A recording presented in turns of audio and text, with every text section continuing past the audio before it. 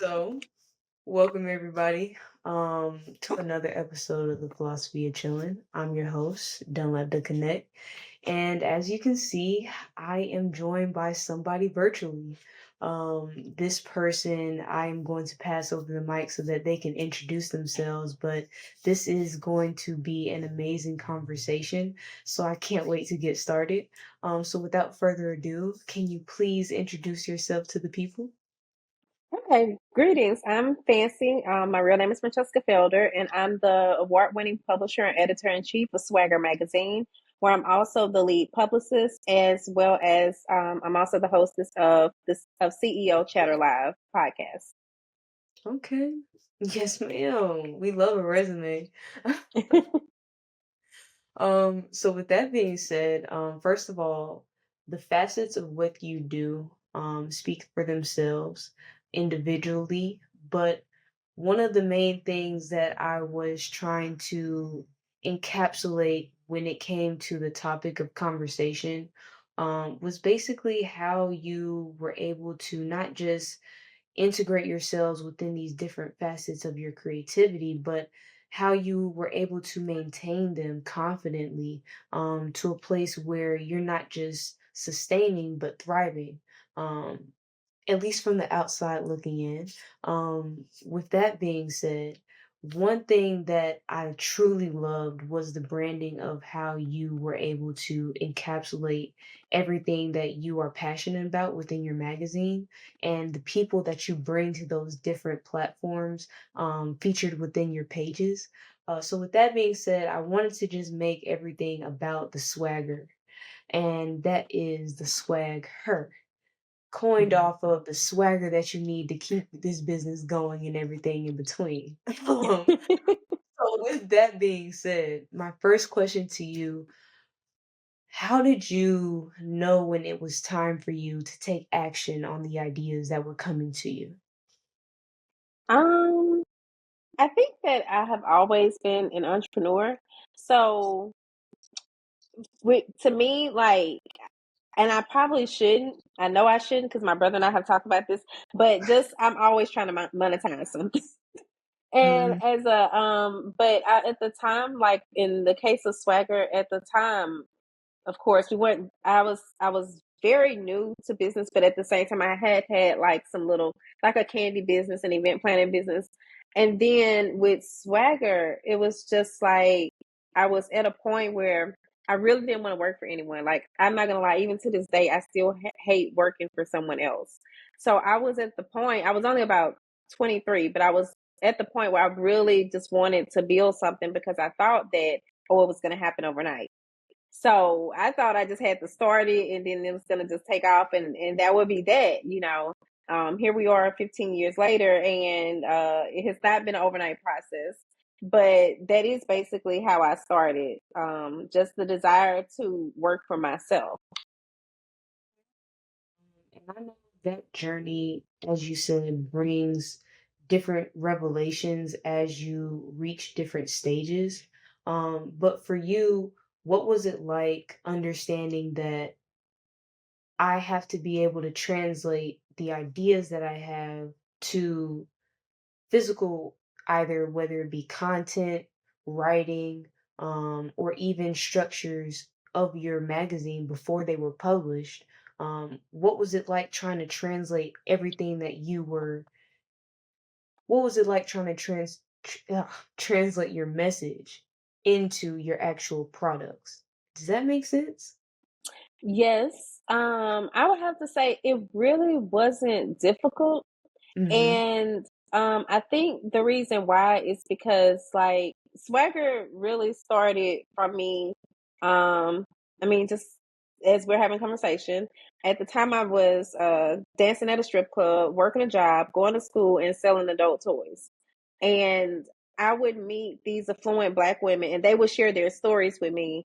And they were sharing their stories because they could see that, of course, I'm thinking I should be making more money than what I'm making right now. I should be living more comfortably.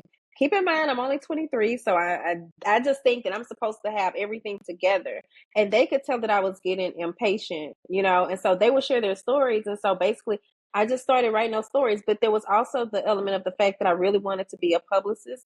And so people would also direct me to other people instead of them directing me to these people for these people to be my clients and I pitched them to other outlets. They wanted me to interview these people. And so both of those things, it just kind of went hand in hand. You know, I have been writing since a kid, really, because I was like in a gifted program and I would write a lot of, back then I used to be really behind the scenes. So I would write like most of the scripts and things for our little plays. So writing has always been a part of me. So it wasn't really difficult for me to, put my work out there, I guess you would say. Now I will say I was a little nervous and I always remember actually just thinking about it now as we're talking about it.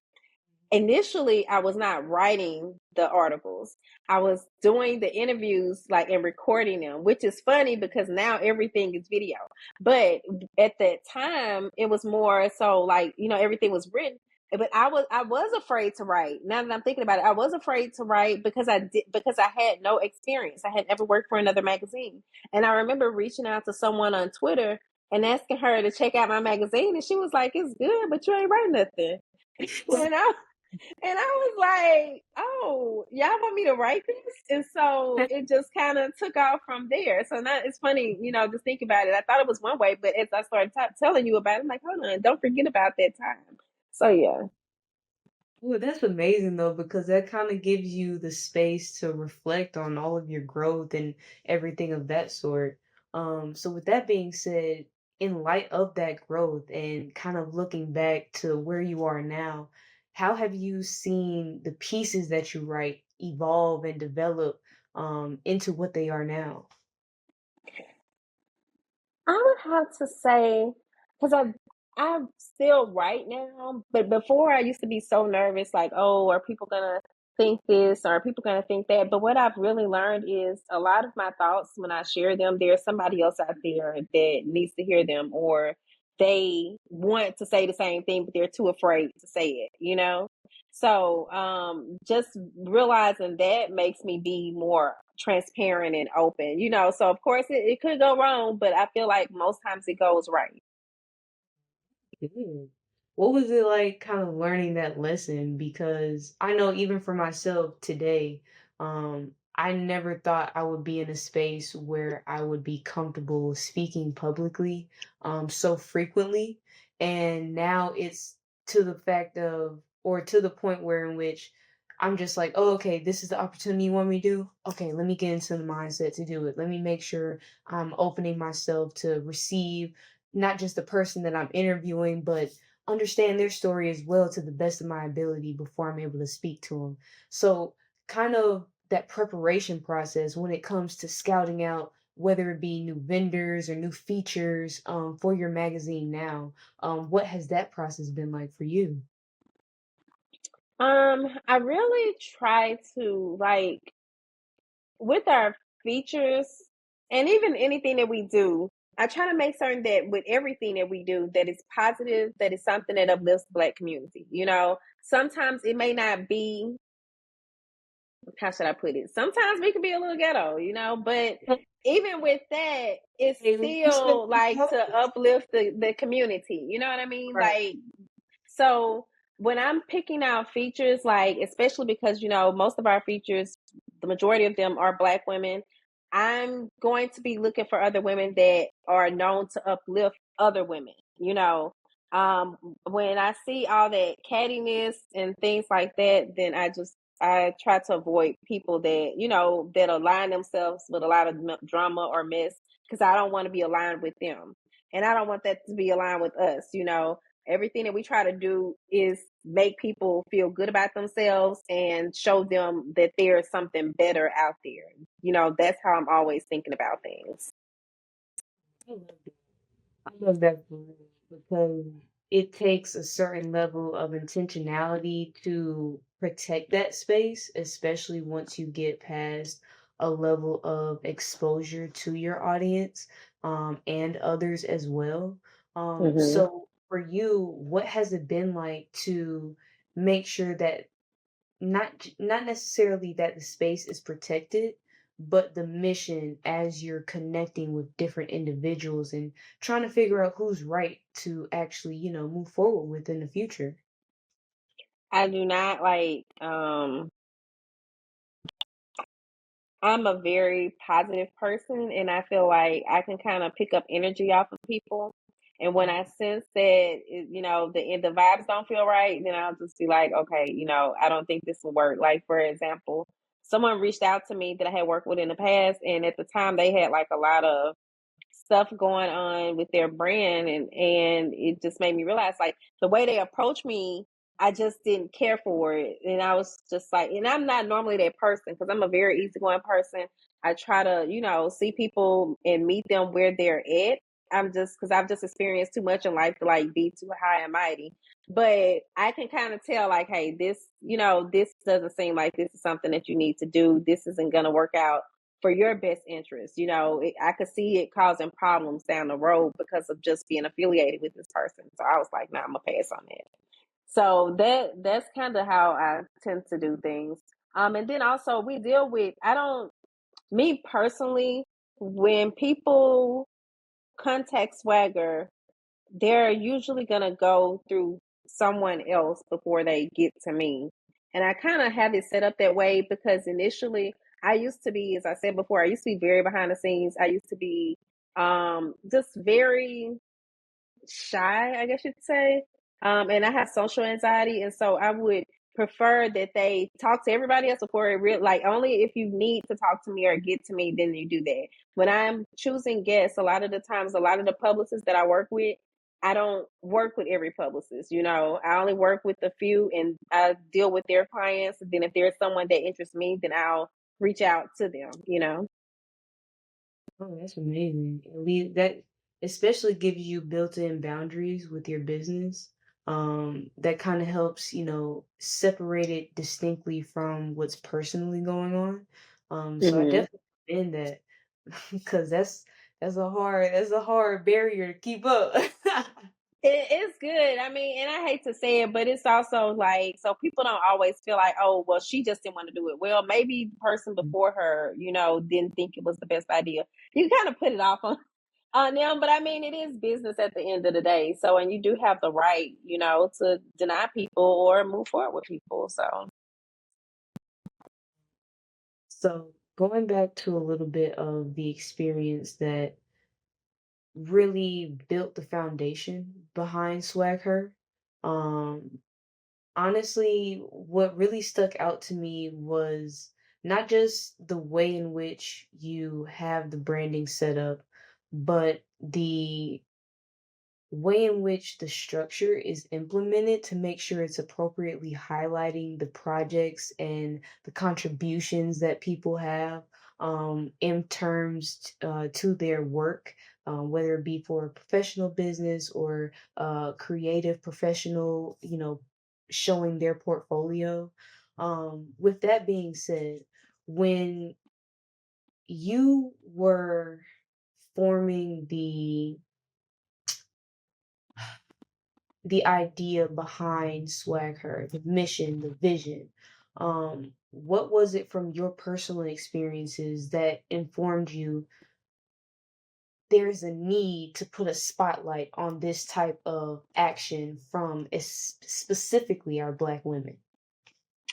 I grew up in Macomb, Mississippi. I don't know if you know anything about Mississippi, but it is a very just it's usually when you hear Mississippi is being ranked as the lowest something or the worst or something. And so um I didn't know a lot of black business women. And so that's why those women's stories were so impressive to me because to meet them as black business women, coming from a place where really the only black business women I knew from Macomb were like hairstylists. Those were the entrepreneurs that we had to look up to. I knew I couldn't do hair, so I didn't really, get to connect with them that well. And so Uh, to meet these other women in these different roles and doing all these, things and just living their lives, that was just like the most amazing thing. And again, I'm a country girl. So I'm thinking other people don't know about this. It was really just me being that naive that, thinking, oh, other black women don't know this.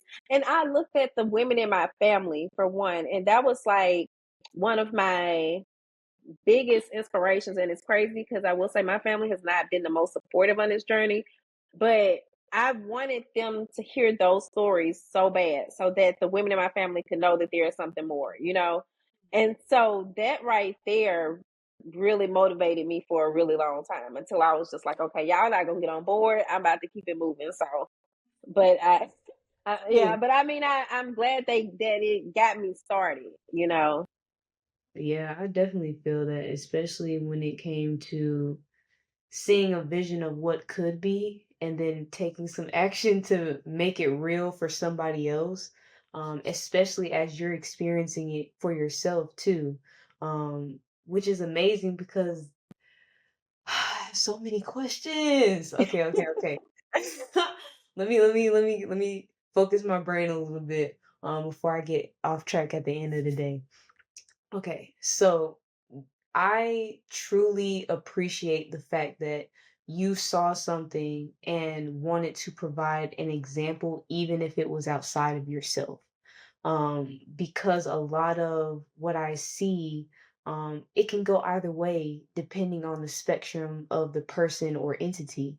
They'll try to either put the spotlight on what they are doing and solely how their impact is contributing or influencing the elevation and scale of this. But a lot of what I see, yes, you make your branding known, but you also put the other vendors or personalities in the forefront as well too, so that it doesn't seem as if the spotlight is solely on you but on the collective of the entities that are being featured. So I just wanted to know and understand your perspective on what is it like, or where does that mentality come from to understand the value of what other people are contributing through their projects and through their platforms? I always try to put other people, like whenever I'm working with someone, I want to make certain that it's beneficial for both parties. Mhm. With my team of writers and correspondents, like they don't make a lot because we don't make a lot, right? At least not right now. And so I feel like the least I can do is try to make certain that with my audience, because we have a big community, that they're being seen. And then also the fact that, remember, I told you initially I used to be very introverted. So it didn't matter to me. Anybody could have gotten the spotlight. I just didn't want to be seen. So it really Right. took me a lot of years to come out of that. But basically, that's kind of how it works. I just try to make sure that people find that working with me to be beneficial. And I will say, I have had people come back to me over the years and be like, you were the first person that gave me a chance. And I was like, really? I didn't. And sometimes I don't even totally remember them, but but I just like I'll see things in people, and I just like to naturally help. So That because I can see reflections of that in me too, which is why I have so many questions for you. But we're not gonna be here all day, I promise. But to that point that you made, in regards of just being able to experience the growth of people coming back to you and speaking to you and letting them know about the contributions that you may not even be aware of that you aided in. With that being said, how have you seen the business, not just from Swag Her, but from building your team, identifying how you were able to trust people? How have you seen all of those investments from your business invest in you? ooh, that's a deep question. Let's see. Invest in me. I would have to say, and I have been I've spoke about this before. As far as for the business investment in me, I feel like, definitely has helped to grow me in a lot of ways. But when it comes to the people, now there's the people that will say, that tell me how I help them. But I oftentimes feel like there are so many people. When we put people on that cover, I've seen what it does for other people's career. You know what I mean? I've seen the opportunities that come from it. And I don't always feel like those none of those people really reach back. They don't ever really be like, oh, well, you know what? I have this fund over here that I could donate something, or I see SWAGHer Magazine is hosting this event. We could possibly be a sponsor. I know I worked with them in the past. You know what I mean? I really don't get that often. And that's kind of another reason why I pull away and place those people between me and other people, because I just realized, like, in the end, I kind of feel like I'm going to always end up giving more than what I receive. And so to ensure that I'm not just giving too much, I have to make certain I have those boundaries in place. I also have to have that realistic expectation that you may be about to help this person's career really take off, and they may never think of you again, because I've had that happen so many times. So now I'm just like, I do this because I love it, not so much because of the people that I get to interact with. And then because oftentimes, and this is, I don't think I've ever said this in an interview, a lot of the times after I've interviewed someone and I've put my heart and soul into my writing their interview and things like that, and then they don't see the work that went into it. They don't see how I feel like I was really trying to share them with the world, basically, or just share their genius with the world, how I really see and admire them. And so it just kind of almost turns me off from people in a way.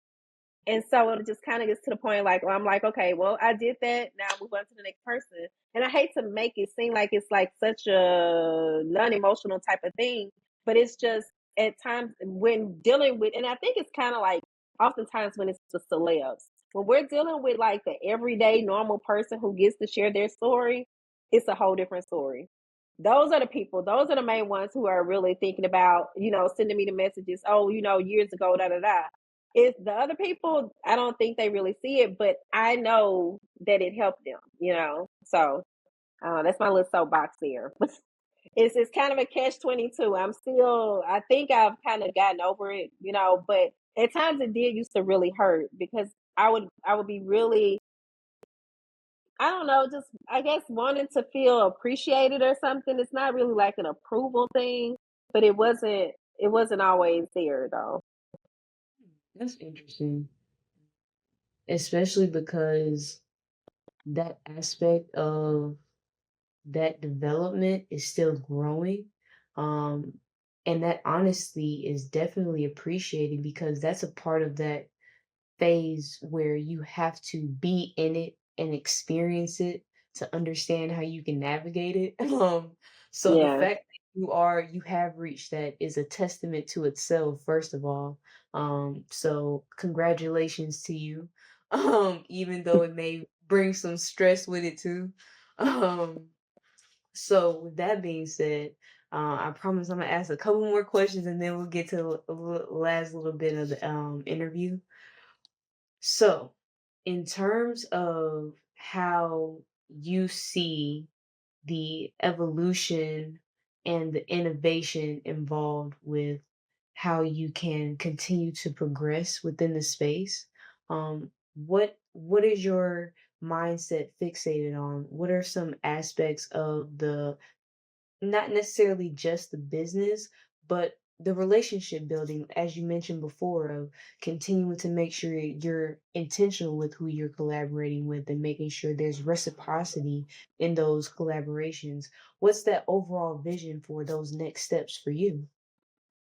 Well, I will say definitely it's funny you mentioned relationship building because I really went through like maybe 2 years of just really praying on relationship building, just asking God for those relationships that I needed to be able to grow, because it would seem like, I'm not going to say I was more advanced than everybody around me because I really wasn't, but it's very, for the type of business that I have, even though there are so many media companies out there, but the way that we're structured, it's hard for me to like find a mentor, find a champion, things like that. And so just trying to find someone who's done what I did, I really had to realize I'm not gonna say there's nobody else out there, but I haven't just ran across anyone where that's within my reach.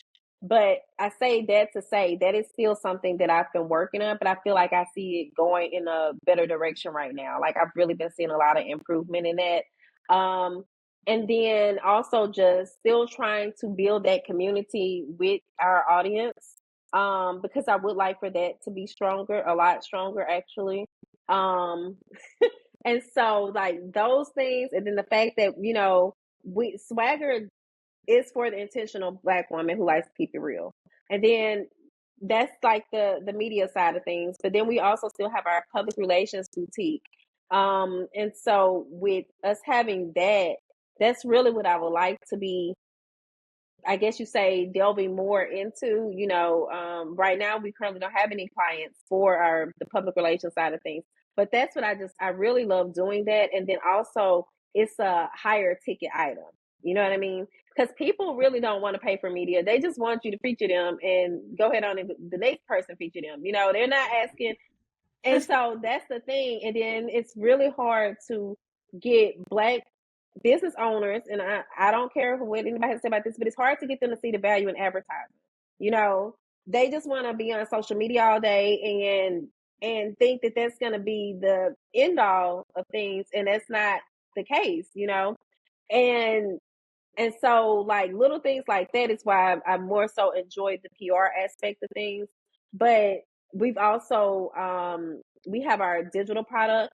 I don't know if you visited our swaggerpr.com site, but on that site we have our services and we have our digital products. Whereas, like, people can, just little guides for visibility or tools that they can use. So that's kind of like what I'm leaning more into, as well as we're actually planning our rest and wellness virtual day for next month. So I love event planning. I actually went to school for it, but I didn't finish. But I got through most of it right before I started the magazine. So, like, hosting events is another thing that we're going to be doing more of. And really, I would just like to be, because I started back working, I started back working, I think that was like 2 years ago. Whereas I have been working solely for myself. I really want to get back to that. Like, I enjoy that. I love working for myself as opposed to going into a 9 to 5, because people don't understand.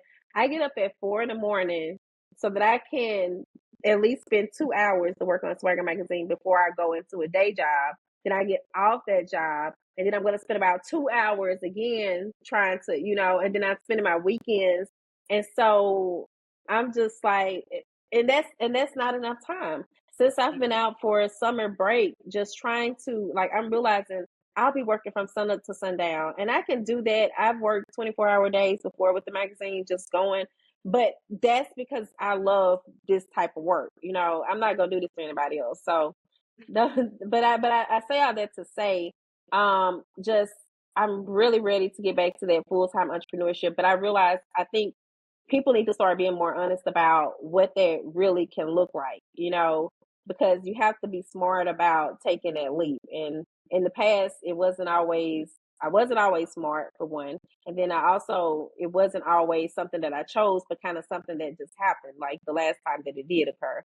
So, so yeah, I hope I answered that question. That was a lot. No, you definitely did. And honestly, your responses give context to kind of the stepping stones that you've utilized to create your path along the way. So I appreciate it greatly for this insight. Because I knew that there was a story, but I was like, let me just try to see if I could get this. There are so many stories. Girl, it's been a wild ride. Man, I believe it. I believe it. So I just wanted to ask one more question before we migrated to the last parts of the episode. Because we can really be sitting here all day. Because I have questions for you that can keep coming. With that being said, though, I do know your time is precious.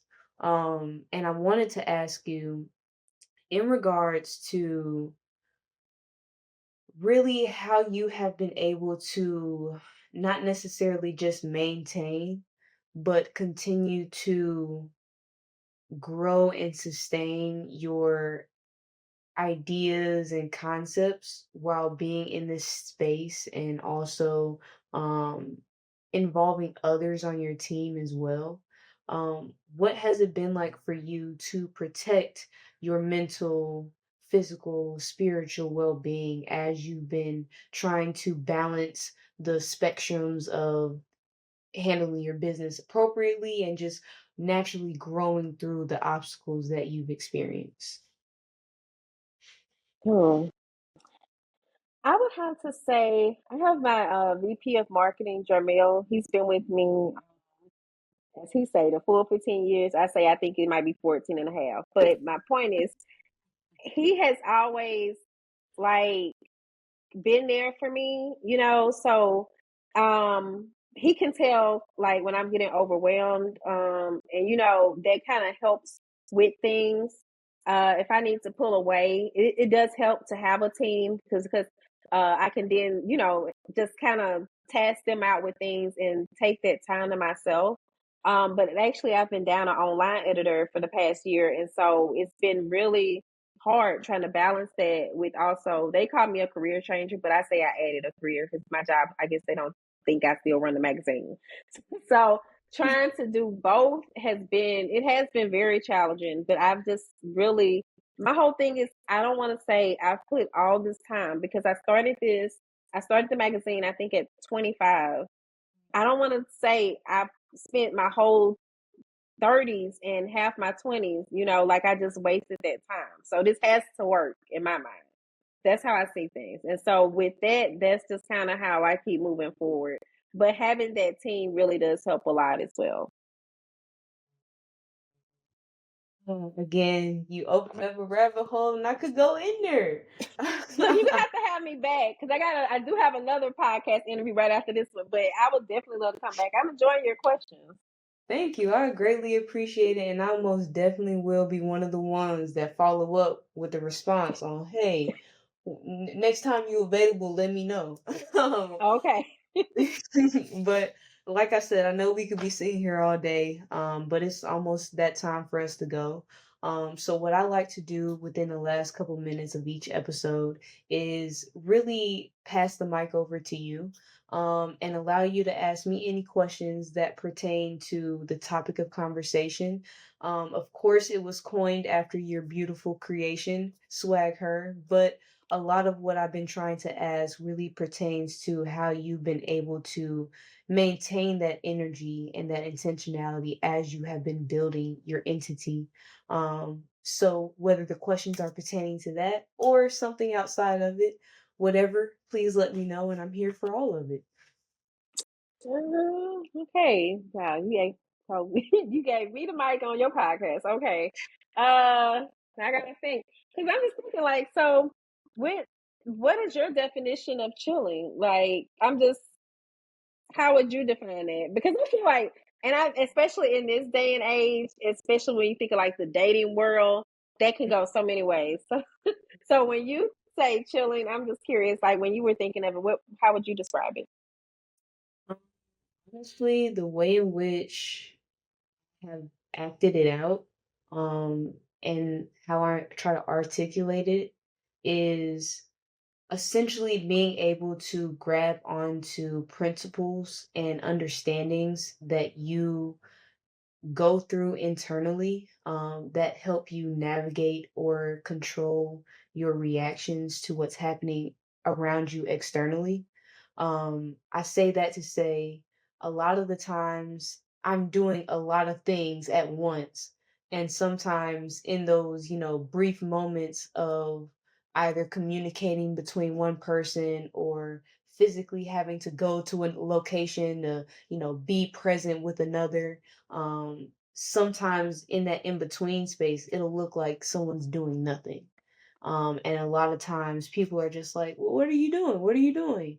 When really I'm chilling as everything is downloading into me as I'm experiencing this conversation, this person, and then trying to track in my brain, I have to plan out my days to make sure that I'm accomplishing this goal to prepare for the next thing. So a lot of the internal mental spaces that I find myself in, and externally sometimes it looking as if you're standing still, while everything is going on.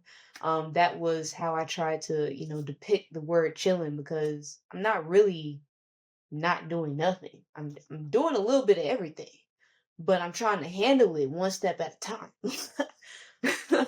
I love that. And it makes a lot of sense. And honestly, I feel like people oftentimes kind of feel that way about me. Whereas I, like you said, I'm really taking that time to process everything. As I would say, like, okay, I'm trying to make certain I'm following everything, but I do have 1,000 things going on in my head at one time. So I get that. And I love the concept, and I think it's really neat that you were able to come up with this product, or this entity from just that alone. But that is just so, I think, like, when we're creative, so that's kind of how we work, like it's funny how the connections are made between two things.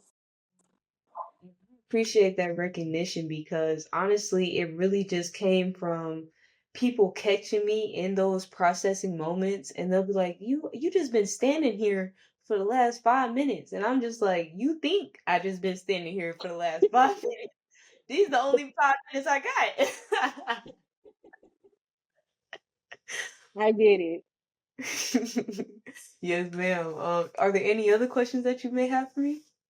No, because I probably got to be getting ready to run, but I have really enjoyed talking with you. Like, I think your interview has been one of my most favorite ones. I can say that even though I haven't heard the post production, but just because of the thought process that that went in, like, you went in depth, and I think you went into a creative space that, not if you're not a creative, you're not gonna go there. You understand what I'm saying? Like, okay, so yeah, good job. Thank you so much. And thank you again for your time. I want to pass it off to you again so you can let the people know where to find you, where to get connected, and everything of that sort. Okay. So guys, you can find me at you can find everything SWAGHer media wise at swagheronline.com. That's SWAGHER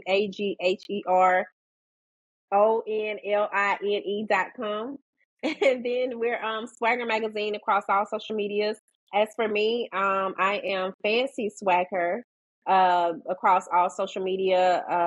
And also, we are hosting our Where Wild Women Wonder event on August 23rd. I want to make certain I put a plug in for that because I want everybody to attend. This is an event all about rest and wellness for Black women.